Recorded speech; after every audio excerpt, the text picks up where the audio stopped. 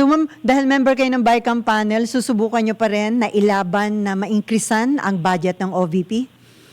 Oo naman, kasi sa palagay ko tama naman kasi marami talagang servisyo ang binibigay ng OVP, tumutulong sa iba't ibang transportation, medical, sabi nila duplication, alam natin duplication, pero kung titignan mo yung ating budget, dami-dami kaya duplication, patong kaya yan, may assistance sa DA, may assistance sa DOTR, may assistance din at ayuda dyan sa DSWD, talaga naman duplication hanggat kaya at sino yung sektor na alaga mo, di syempre yun ang tutulungan mo. Kung ituturing nilang duplication yan, katutak na duplication sa ating buong budget.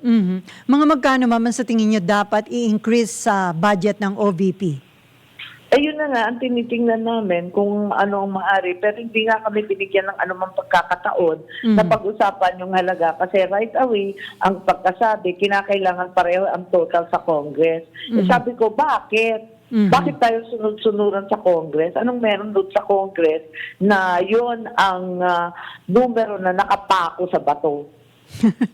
Anyway, ma'am, sumulat po kayo kay SP Escudero, nanawagan kayo ng collaboration at transparency sa pag-finalize ng 2025 budget. So, conforme naman po kayo sa naging tugon dahil alam ko nag-meeting kayo nung nag-open ang BICAM nung Thursday, bubuo ng technical working group, sila yung mag-uusap, pero ang sabi, bago daw aprubahan nyo ng BICAM, bibigyan ng chance ang mga member ng BICAM na ma-review yung parang magiging final version ng budget. Tama, ay yun ang sabi. Pero, oo, nag-picture taking na naman kami para December 4 daw. May meeting daw ulit. Tingnan natin. Sana may konting debate at sana medyo transparent, ano? Kasi alam natin, hindi naman kayang pag-usapan ng bawat salita, ang bawat numero doon sa budget kasi kalaki-laki naman, hindi na kami matatapos kailanman. Pero sa kabila nun, sa palagay ko, may karapatan ang publiko na malaman kung saan pupunta yung buwis nila, yung malalaking halaga. Kahit yung malalaki man lang, at least madebate at suriin ng maigi ng taong bayan.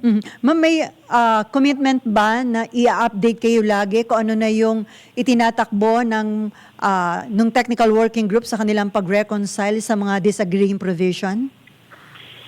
Parang may sabing ganon, pero wala pa akong naririnig mula nung nagkaroon ng BICAM opening.